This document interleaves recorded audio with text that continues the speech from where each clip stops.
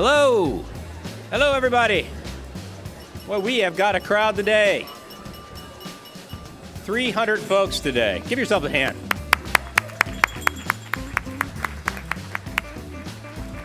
Welcome to CMC. I'm Kermit Whitfield, and I have the honor of being both a member of the CMC Board and the Capital Crossroads Special Improvement District Board. Today's forum, State of Downtown, is brought to us with support from the Edwards Companies, represented by their associates here today. Raise your hands, please. Where are you, Edwards Companies, folks? There they are, right there in front.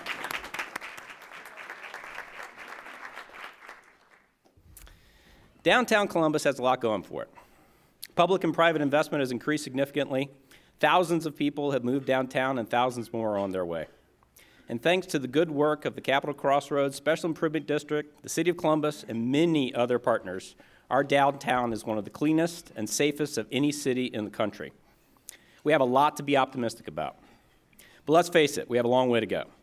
Though we have developed pockets of vibrancy, the fact that the single largest land use in downtown is still surface parking lots indicates that we have years of development ahead of us before we can create the kind of uniformly dense and vibrant downtown where tens of thousands of people live, work, and play. To discuss the state of downtown and its challenges and opportunities, we have assembled what is truly a dream team of local experts. Executive Director of the Capital Crossroads and Discovery Special Improvement Districts, Cleve Ricksecker. Capital Crossroads and Discovery Special Improvement District's Deputy Director of Research, Planning, and Facilities, Marc Conte. Development Director, the City of Columbus, Steve Schoeny, and Jordan Davis, Chair of the Create Columbus Commission. Marc will start us off with a summary of this year's State of Downtown report, and Cleve will host our conversation. Marc, the podium is yours. Thank you. Thank you, Kermit, and thanks to the Metropolitan Club for having us today. It's an honor to be here, and thank you all for attending, and it's great to see a lot of familiar faces in the audience. As Kermit mentioned, I'm with the Capital Crossroads and Discovery Special Improvement Districts. These two districts were created by property owners to provide services in the public realm, including cleaning, supplemental safety, landscaping, promotions, and advocacy. I hope that you have seen or interacted with our uniformed ambassadors in each of these districts. These are the folks who are really helping keep downtown clean and safe.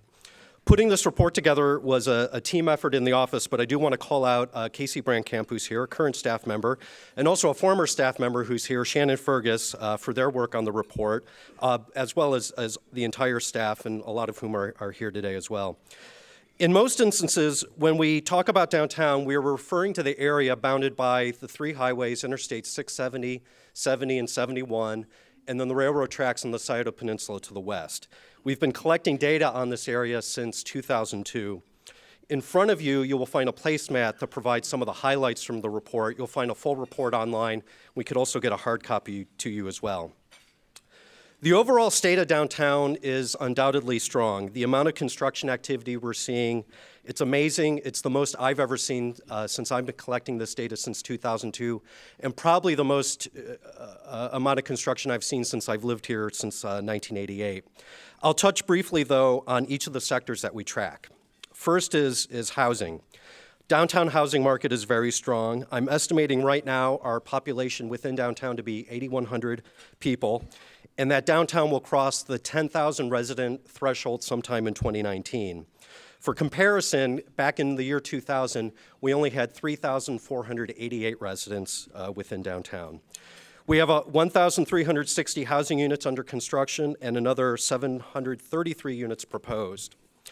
The question I'm asked all the time, though, and most often, is, are these units filling up? And the answer is absolutely.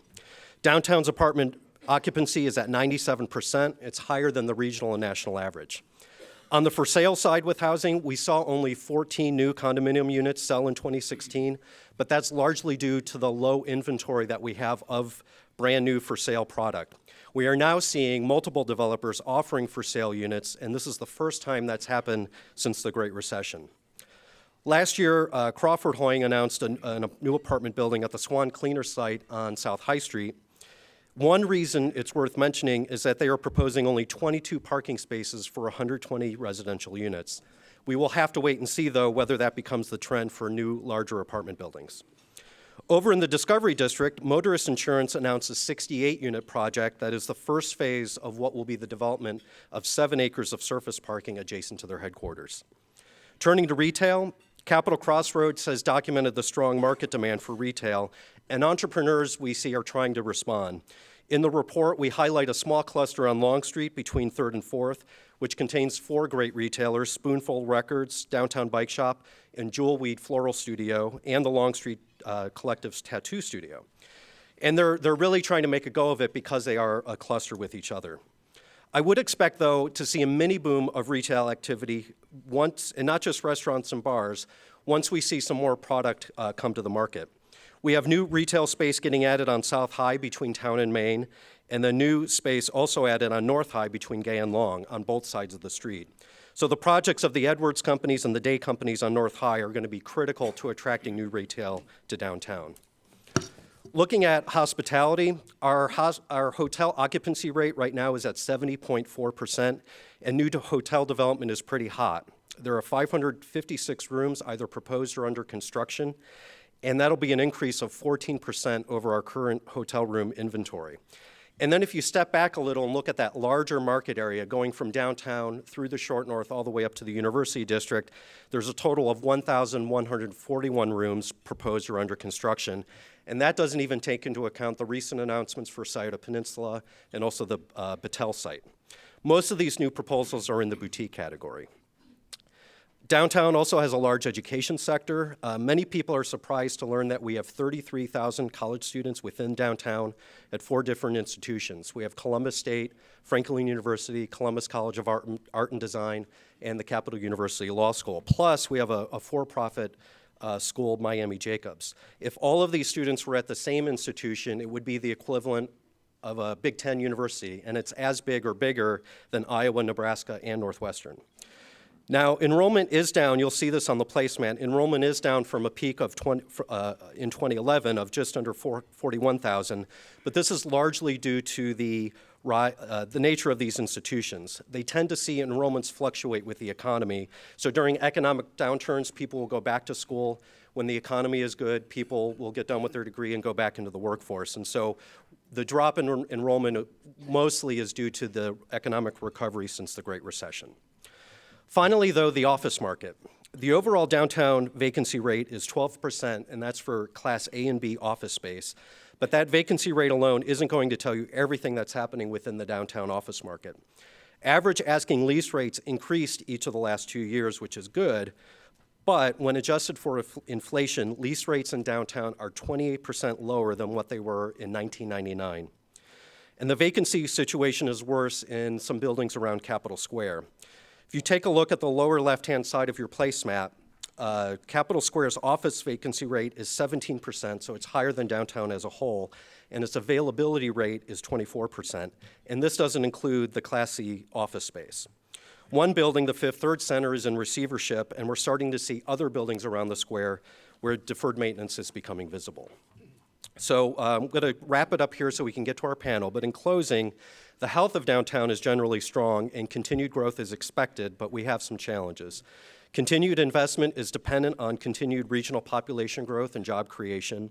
Retail activity is still somewhat limited, and we have some distressed large office properties, mostly on Capitol Square.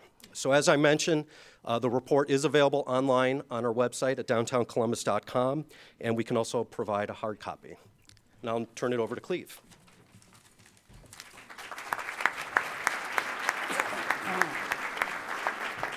All right, now we're going to talk about what all this means. But before we start, I want to just point out that Steve Schoeny has chosen to celebrate his birthday today with all of you.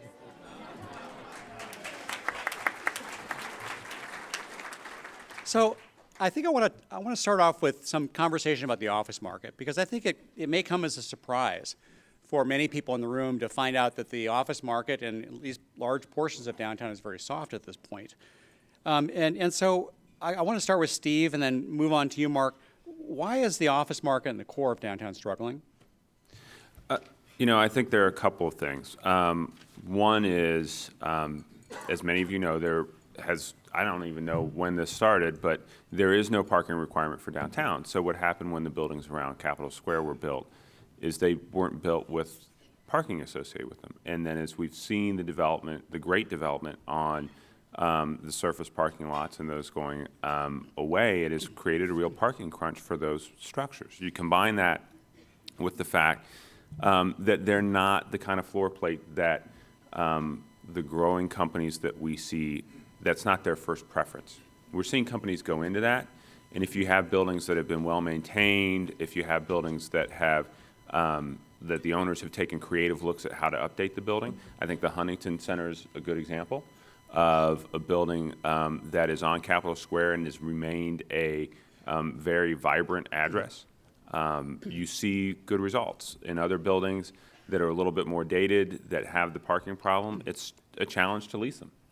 And so that's some of what you see with the Fifth Third building. That's some of what you see with some of the other buildings on State Street. And to follow up on that, we talk a little bit about this in our office highlight in the report, the changing nature of office space, cloud-based, paperless, more open workstations, open floor plans. But aside from that, what we've been hearing from brokers at the SID over the last several years is just the lack of parking is really limiting their ability to get new deals. Now, we think the parking deficit is probably on the order of 4,000 parking spaces, and certainly we need more parking, but I don't see anybody in a stampede to build all 4,000 parking spaces. And I think we got to look at some other options. We conducted a pilot study several years ago among four downtown employers to see if we could get more people to switch to transit. We had some very good results. If you look on your placemat in the lower right-hand corner, you can see how many cars have to come into downtown for every 100 workers. Right now it's 87. Over 20 years ago it was only 79. So as we're adding more employees, a lot more of them are driving their own car that then needs to be warehoused throughout the day. And we think shifting to transit could really open up some more opportunities to lease some additional space. So behaving like a city might help downtown. Now, I want to follow up on something.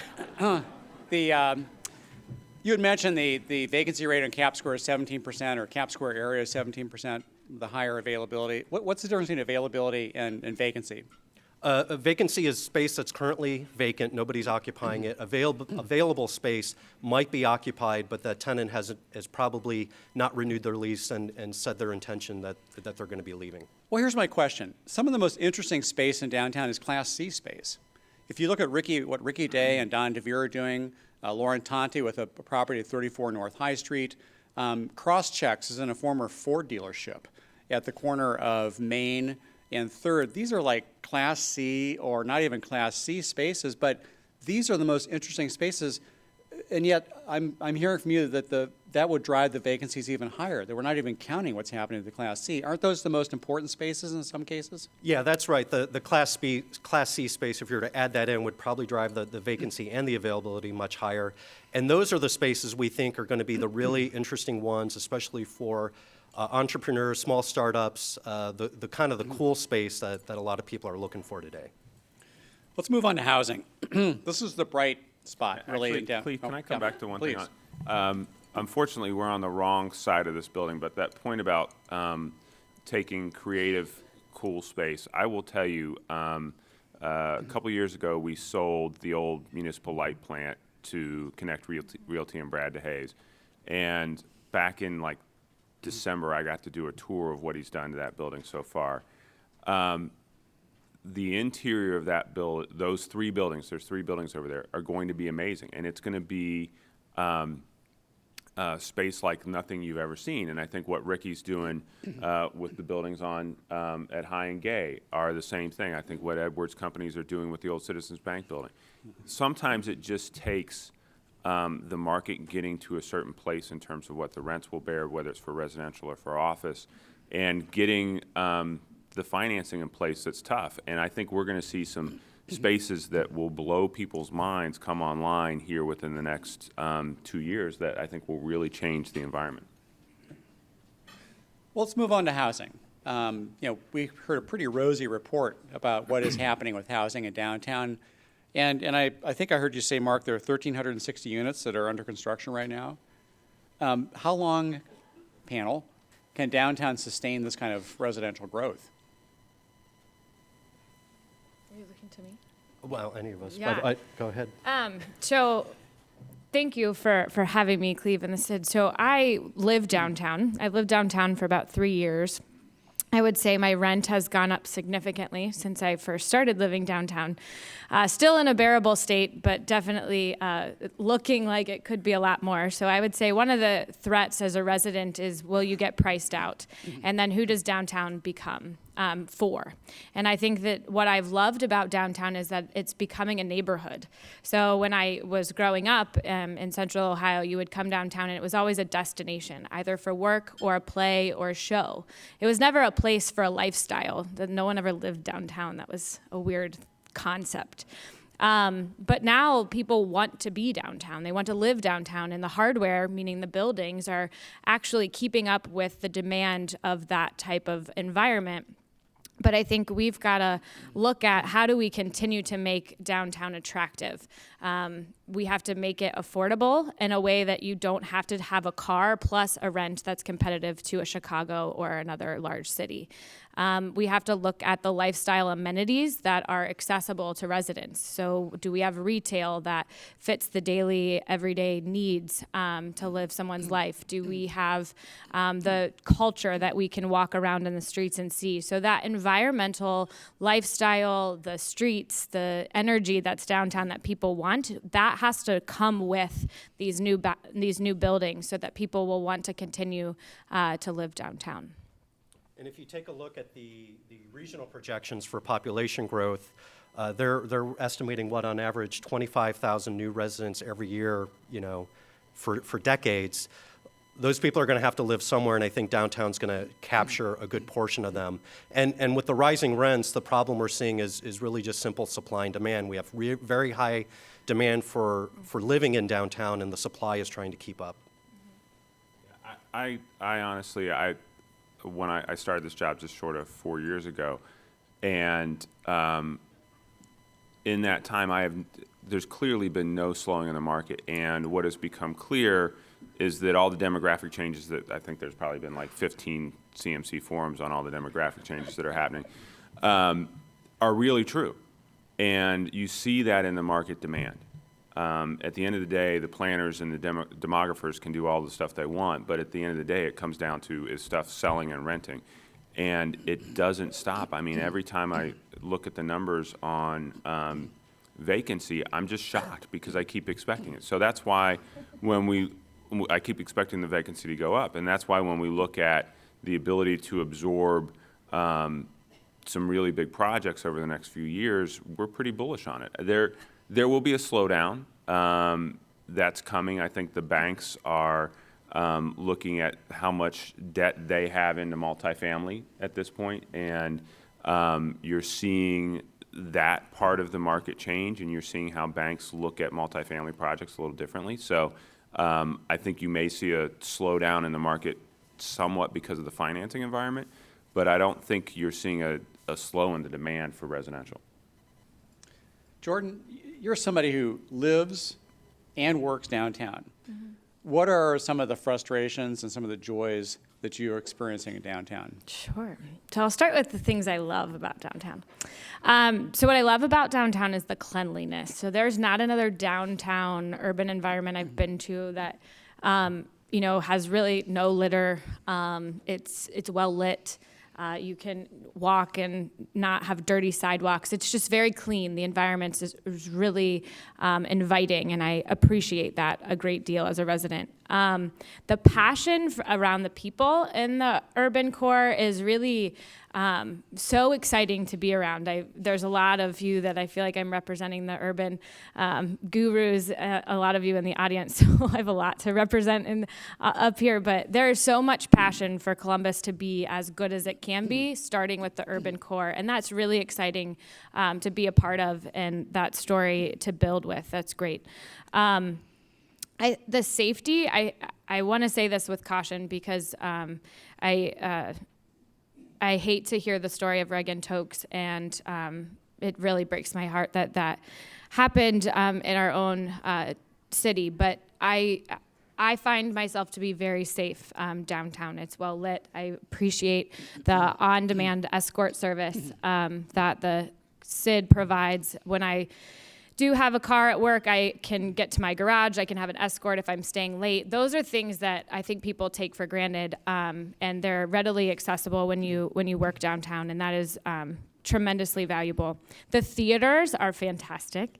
If you want to pay to go see something, there's nothing like coming downtown to do it. It's nothing like walking to go see a show and then going home. That's brilliant. I love it. It's great. The things that I don't appreciate so much are the inconsistent business hours.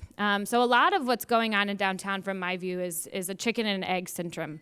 So if we didn't have the density of residents, therefore you didn't entice businesses to stay open on Saturdays and Sundays. They only stayed open during the office hours when they had a critical mass of people. Like Chipotle in the Arena District, right? Like, come on, it's Chipotle. It should be open all the time. Like, like the coffee shops. Like, there's things like that we're still inherited the old downtown business hours, that now that it's a neighborhood, we need to kind of take some risks again and stay open later and push the bar on that one. The urban highways, it's like not enjoyable to walk around sometimes when you've got a 4-lane road at 35 miles per hour coming at you, and downtown all destined to a freeway. There's got to be some more urban, sure, it might be inconvenient for a car, which gets to my main one. This car monopoly is really not enjoyable. Like the surface parking lots, it just kills the energy. We got to create greater value out of those, that land. And if we could make the Gay Street revitalization is just phenomenal. Think about the neighborhood launch and the fact that we took that one-way road and made it 2 ways, and you've got such a great corridor there that really can be something fantastic. What could we do with 4th and 3rd? So I live on 4th, so I see it all the time, so that's why you get that. And I think one of the interesting things, and I was talking with Cleve the other day, is just the access to retail and to like a corner store. And what I say that with the notion that at the same time I could get Amazon in 2 hours. So if I needed like sugar or something, I could probably just order it on my phone. But if I wanted to get dinner out, or I wanted to go get groceries, I still need to get into a car to go to Kroger. And those are things that I think are growing pains. Again, as we get the density of residents, we'll create the demand, and I think the local business community will step up to service those needs. But we should really think about how do we ensure that in these little corridors, our downtown's very big, but where we've got a lot of density, how are we ensuring that we're creating the right type of business growth to support the lifestyle of someone downtown? Well, it's interesting. I do totally agree with your comment about the surface parking lots just deadening downtown. But, and we'll probably lose those lots. As those lots go away, the challenge of trying to have an urban, vibrant district will increase because we have a choice. We either park cars or we have activity. And so that's the challenge for downtown. It gets back to your point, Mark, about somehow encouraging and maybe incentivizing a shift from this idea of single occupancy, commuting into downtown to some other form of commuting. I want to talk about retail, and this is something that I think everyone probably feels a little bit dismayed about in downtown, and that is, we have all this housing that's growing, this being built in downtown. Where is the retail? Why isn't there more? When will we see it? Thoughts, Mark? I would, well, as I mentioned, we documented, beginning back in 2009, the strong market demand for retail, and then we went about to see, well, why aren't we getting it? And the short answer is we don't have the space for the entrepreneurs to open up. What we've been finding is that they're looking for low-cost, affordable, white-boxed, quality space. It's usually pretty small. And then also clustered with a lot of other potential for retailers right around them. You look around downtown, especially with all those surface lots, and you just don't see a lot of places where you can do that. And so like I mentioned, once we get some new space online, and again, thinking about North High Street between Gay and Long, we'll have a double-loaded street with retail storefronts on both sides. We have a real opportunity there when those come online to get more than just bars and restaurants. So a couple thoughts. Number one, I did make a point of wearing the tie that I bought at Flying Gent today. For those of you who don't know it, it's at High and Gay, very nice men's store. They now have a housewares along on Gay Street around the corner. A couple things on retail. We are at the cusp of two fundamental shifts. One is on the nature of transportation and parking. The other is on the nature of retail. And it was funny when we were doing our little pre-session. Jordan brought up her need to buy sugar, and I pulled out my phone, and I hadn't even registered for Amazon Now or Prime Now or whatever it is yet. And by the time she was done with her conversation, I had figured out that the third thing down when you search for sugar on Amazon Prime is Pop-Tarts. Honest to God truth, try it. It may be like the 10th, but it was close enough. Whether it's in downtown or in any of our neighborhoods, this idea that we're going to have streets that are full of first floor retail, and that you're going to have the ability to have that amount of retail supported, I don't know that that's true anymore. I don't know where the break is, but I think we are at an inflection point that nobody really knows what the future of retail is going to look like. And I think our downtown is going to be an interesting lab for that. I think you're going to see nodes develop where you have really good, really creative, really unique retail. The question is, how do you deal with that basic provisioning? And what does the future of that look like? And to the parking shift, we've got a couple projects going right now that are looking at needing significant amounts of parking. But the conversation is, how do you build parking in this environment when you don't know whether you're going to need it in 15 years? And how do you build parking structures that are convertible to something else?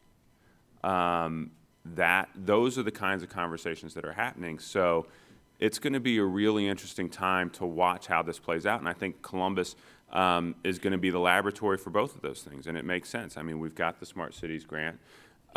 We have the fantastic retail industry that we have in this city. And the trends that are going to play out in both of those are going to play out right here in downtown. If I could add something. So I chair the Create Columbus Commission, which is a board of young professionals appointed by the mayor and council president to help advise on how we can better attract and retain our demographic. And we partnered up with Lextant, who's here, and MBBJ and Realm Collaborative to do a few focus groups with our peer demographic to better understand what is it about an urban core, an urban environment that attracts this demographic and makes it sticky and retain them. And one of the key underlying factors was this entrepreneurial spirit, and that local matters. And I think that even as things become more online, more on demand, curb space becomes more desirable as you can get things in 2 hours. There's something about the distinctive nature and the authenticity of local businesses collaborating together, being in your neighborhood, being what you support, and seeing them succeed that will always, I think, be a part of a community. So we have to continue to prioritize our local business community and the local creatives that are here, and how the downtown can be a playground for them to achieve their goals, and how we can help them do that. And I think that's really, really important that we keep that very much front and forward in our planning efforts. You talked earlier about lifestyle, and I think that is a big challenge in Columbus. I've noticed that almost all the new housing projects in downtown build enough parking for at least one car per unit, maybe more. Given the expense of renting an apartment downtown and warehousing a car at a residential project in downtown, why would somebody ever walk to a neighborhood store when they can simply get in their car and drive to a big box store? Doesn't the kind of lifestyle that you're talking about really require a certain shift from car ownership? Yeah, but you assume I want to drive a car. I don't want to drive a car. Okay. That's a waste of time. But I mean, in Columbus, can that happen, do you think? Well, yeah, sure, it could happen if we had the real estate and we had the right, business there. Absolutely. I think here's the notion that's changing. I really don't think people want to spend 15 minutes behind a car waiting at a green light when they can't look at their phone and check out what's going on in the world, where they could be present with somebody else or do something else. Driving is frankly a waste of time. And so as things become coming to us, I think the only threat that it has to retail is to say that the amount of options are not there. So if a local retailer is selling something that you don't know how to find online, they've now created competitive advantage, right? So if a local retailer is selling the clothes that they design, like a row, right, then it's got competitive advantage and it's something you want to support. Is it going to sell me the Valentine's Day decor for my door? Probably not. At $1.50, probably not. You're probably not going to beat a Walmart, right, at that. But Amazon will, and it'll get me to my doorstep, which would remove the need to get into a car. So I do still think that there's a local component of curating a great selection of things that would take you an hour to sift through online to find that really cool item, right? Like, you want to have the really good store shop boutique person for that. You want to have the local goods that are made here. But then I do think that there's just short-term needs that will always need to be fixed. Like, I think Hills Market does a great job of grab-and-go meals. I would love to see more of that on different blocks as the density picks up, because I think that walking all the way there is still another 15-minute walk. So the tighter we can make that walkability is great. But I do think that there's this on-demand still need of a quick retail corner store that everyone will always want, whether it's hot food to go. I think the Amazon Go concept in Seattle is really, really interesting and worth paying attention to. But I don't think you'll see those go away. I just think they'll have different value. In a few minutes, we will move to audience questions. But I want to ask one final question of all three panelists, and that is there anything happening in downtown that surprises you?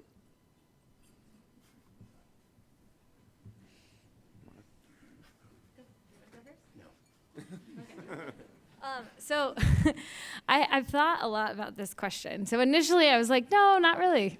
By the way, we did not prep all these questions. Yeah, no, but right. But when I heard this, I was like, no, not really. It's really encouraging, though. Like, the amount of change that we've seen downtown in such a short amount of time is incredible.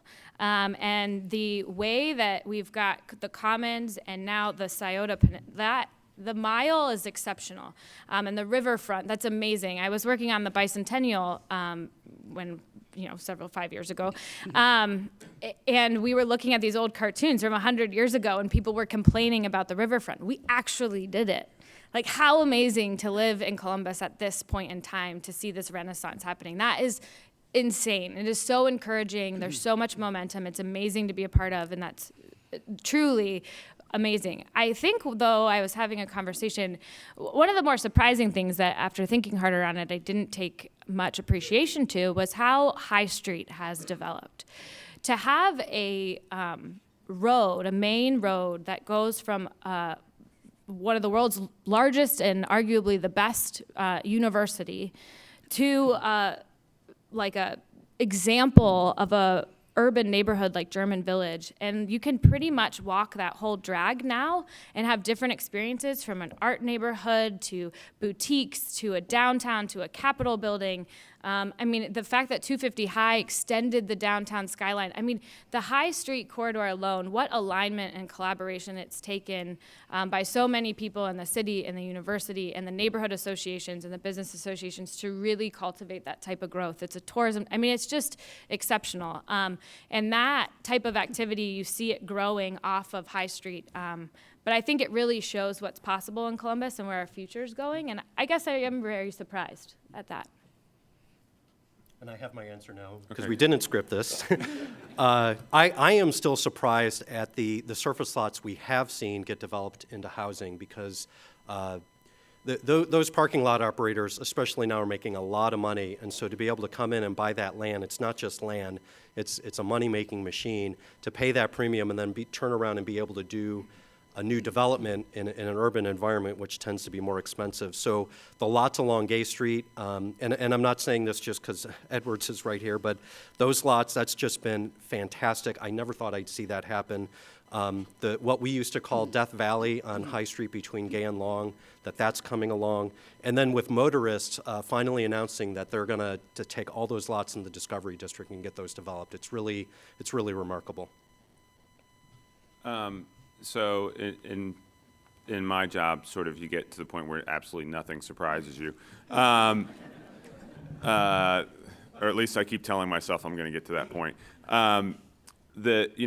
What I would say to sort of what Jordan said, what's more kind of an encouraging development that I've seen is we have absolutely great local developers, but we're starting to also see much more interest from national groups. And that is, I think, a sign that we're continuing to do things well, and we're continuing to do things right. At some level, I'm surprised and encouraged by the level of the conversations that we're having to ask. I mean, we're having to ask some fairly fundamental questions about what kind of city do we want to be. We're having to look at the paths of places like Austin and Nashville and Atlanta and ask, how do we chart our own path? I mean, when we had Aaron Wren, when CMC had Aaron Wren in a couple weeks ago, I mean, that was one of the things that I took away kind of from that conversation was, we really are at a place where we need to think about what are we going to be as a city, who are we going to be as a city, and that extends beyond downtown. I would lose my job if I didn't say, our priorities at the city are neighborhoods, neighborhoods, neighborhoods. That extends to every neighborhood that touches downtown. Tomorrow morning at the Developers Power Breakfast, shameless plug for our friends at Business First, we're going to be talking about projects in Franklinton that are like things that people never thought we would see. We're going to see development on the Near East Side, in particular along Long Street, that I think is going to be fantastic and will bring a regeneration and a new generation to a neighborhood that has been a fundamental part of our city's cultural history. That stuff's really exciting. And none of that happens without the strength of downtown. Okay, we now move to the CMC tradition to take audience questions. Please state your name before asking your questions. We thank you in advance for not making long editorial comments. If you do, Andy Campbell will spank you. I'm Kermit Whitfield, and I made my long editorial comments earlier, so you don't have to worry about me. I'm wondering, Jordan referred to this earlier in her remarks about the being a pedestrian downtown, and I'm a pedestrian downtown a lot, and I can tell you that you have to be hyper vigilant because you do have a lot of fast traffic, and I've often thought you could not, if you drop something when you're walking across a crosswalk, just keep walking, because by the time you've been down to pick it up, that car, which is just timed to come 6 inches after you, will hit you. And I'm just wondering what you see about the future of making, as we get more and more residents downtown, how do we make downtown more pedestrian friendly, and how quickly is that going to come? I do not have the power to change it, but what I would love to see is us to think about the roadways and the spaces as they're used on a Saturday and Sunday. Right now, we've designed these roads for the rush hours in the morning and in the afternoons, Monday through Friday. But when you're there on Saturday and Sunday, I mean, you can walk across. I used to joke sometimes, like I could lay in the street like those old movies, hey, and no cars are coming, but we have all this real estate. How do we make? I was saying to Steve at lunch, when I was in Amsterdam, they have these really cool shipping containers that they made in all glass, and they would take one lane of a road over a bridge, and they, block it off, and you could go to this cafe and sit outside during the summer, but they made it a new pedestrian use. So they made new use out of this space, like these parklets that Jess Matthews does is wonderful. And the more that we can just activate the space as if we're designing for the people that are here, I think we could have a whole new culture downtown, and we could have a whole new priority, which should should be about people, in my view. So, a couple things. One is at the city, we're highly attuned to it. We had a very tragic thing with two of our staff a couple years ago that died at Broughton High. I've got a member of my team who about a year ago was crossing the street. A young woman was texting and got hit by a car, and fortunately she's fine. I'm not going to call her out. She's here. But, there are places where it's dangerous. Now, the heresy that I'm going to say is cars are really important. And 3rd and 4th Street, getting people in and out of downtown and to their homes in the suburbs is fundamentally important to the functioning of the city. So there's got to be a balance. We've got to find the right places to slow the traffic down.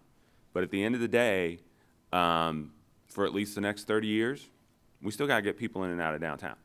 So there's going to be places where we do that. But then my question would be is how do we get people to not just use one car all the time? So how can we amplify how can we decrease the amount of cars coming downtown? So how can we get more people in one vehicle? How can we be amplifying the car sharing activities? I think we should put a car sharing tax on residents of Delaware County There we go. that are outside the city. Right.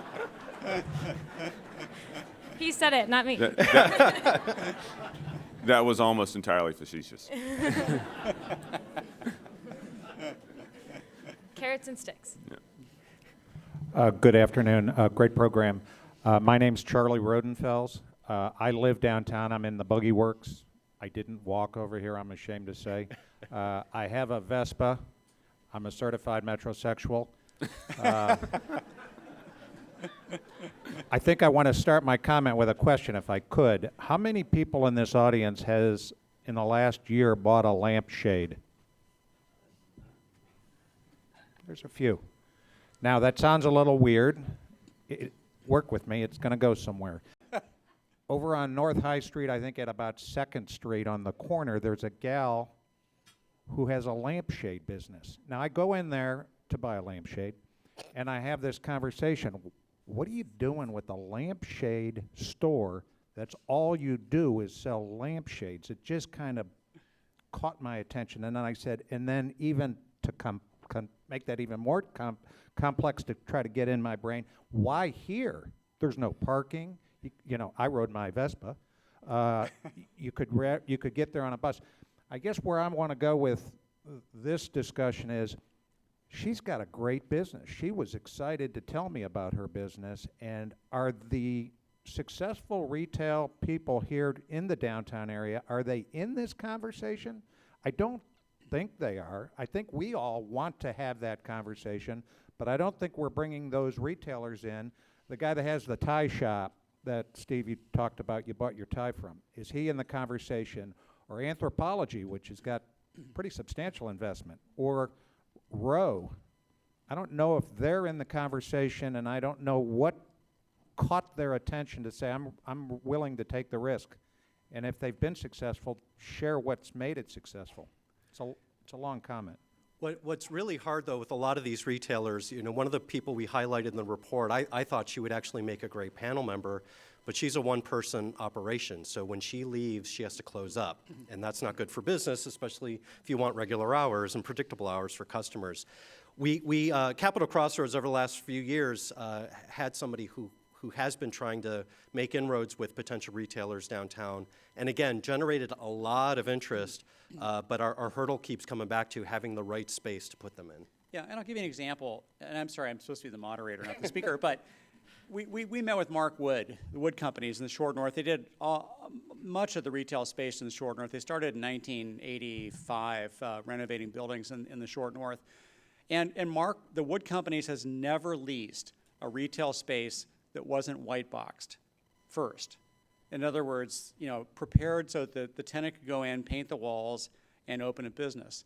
And the wood companies always bought property and clustered their space so that they would lease not one, but maybe a dozen spaces that were contiguous to each other. And so they created an environment where independent retail, and that's the only supply potential supply we've got for downtown. Because I can tell you, Bath & Body Works is not interested in downtown Columbus right now.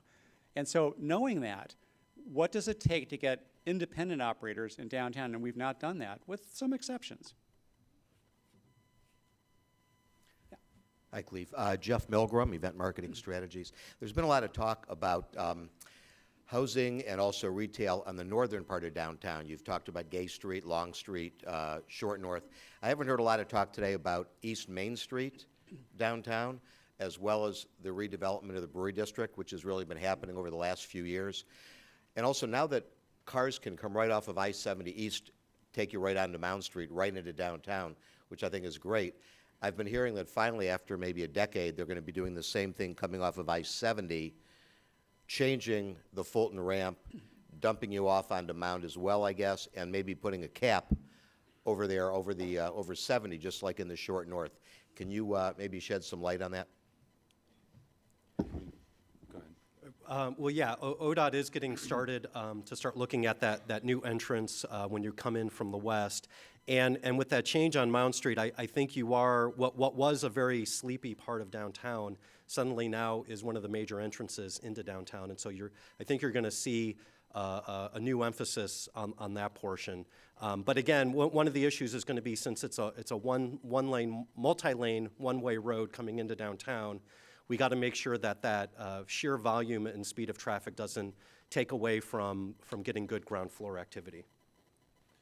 You know, a couple things. One is I think our friends at Columbus Downtown Development Corp., when you talk about Main Street, look at that as a corridor that's really interesting, and how do we take both of those streets and really look at development along there.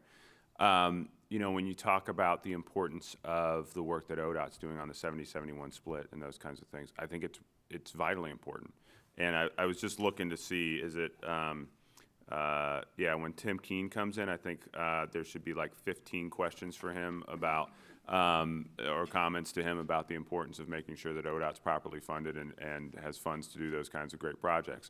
So it's vitally important to downtown. I mean, what happens with 70 and 71 and the pace of that construction project, when you talk about how people see our city for the first time, and you talk about how people come into our city, that's their first impression. And so the ability to do the kinds of great things that we did with the cap on the north side, and how do we connect the Brewery District and German Village to the south side of downtown, that's all, again, when you talk about things that we all need to be paying attention to over the next 5 to 10 years, that's really critical. Jane Scott with the Metropolitan Club. I'm curious, we haven't really talked about any kind of creative reuse. We have office buildings on Capitol Square. We're in the Metropolitan Club is in the Chase building, and our building is probably 50-60% empty, but it has amazing open floors with great views of the Capitol, and it just seems like it's screaming for something. Is there, number one, are the building owners open for ideas of creative reuse? Does zoning allow it? And what kinds of things can the city or the community do to incentivize or take obstacles away so that maybe some of that could be reused for boutique retail or maybe even living? There's a little part of me that is tempted to call out a couple people in the room and ask them to tell us what their plans are, but I won't do that. In terms of the specifics on your question, Jane, there isn't really a zoning restriction. Folks can do, it's not really so much an impediment with the city. It really, as I said earlier, a lot of it comes down to financing and how people can get projects financed and what the folks with the capital think of different kinds of projects. And I would just add that with some of these projects or some of these buildings, doing adaptive reuse into residential might be an option. If the floor plate is small enough, that'll be good because residential prefers that. You think about the Lazarus building, that would have never worked as residential. Those floor plates were just so huge. But we got that building renovated and back into office use at least. And then I think, and I'm not going to call out any particular building, but I think generally what we've seen with repositioning of buildings, even if they stay as office space, if they're office now and stay as office after a renovation, you need somebody new to come in who can buy it at a discount so they have some cash to then reinvest back into the property. We have time for one more question. Java? Thank you so much, Java Kitrick. One, there is such a thing as distracted walking, and it could be your fault. No, seriously. Two, that in other big cities, they do sell condominium parking spaces, and if people are concerned about how to fund the parking lot, condo spaces for sale is a really, really good idea. And I was sorry to see that Franklinton didn't have park and ride into downtown, and I think that there are still opportunities, maybe in the fairgrounds and in town and country, for park and ride to get people downtown. And I do agree with Jordan that you still need a car to go shopping. Well, I will just mention, CODA is relaunching their transit system, basically. On May 1st, the new transit system redesign goes into effect. It's the first time ever they've really taken a comprehensive look at all their lines. We're going to see better service, more frequent service. We're going to see less of a need for people to come downtown in order to transfer, which will actually speed up their rides. And they're expecting a boost in ridership just from the redesign without adding any new service. So I think that's going to get not just people in downtown, but people throughout the community, give them another chance to look at CODA as an option. And we don't need everyone to switch. We have about 5% of the downtown workforce taking transit right now. If we just double that to 10%, that'd be fantastic. I will turn this back over to Kermit. Thank you, Cleve. Thanks for the conversation, everybody, and I hope you've enjoyed today's Steve Schoeny birthday forum. That is the worst thing about Facebook, is that everyone then finds out when your birthday is. So thank you for the well wishes. You can view and share today's forum and all of our forums on CTV, Columbus Television, on WOSU and PBS affiliates statewide and through the Ohio channel, and anytime on CMC's website via YouTube. Please help me thank our sponsor, the Edwards Companies.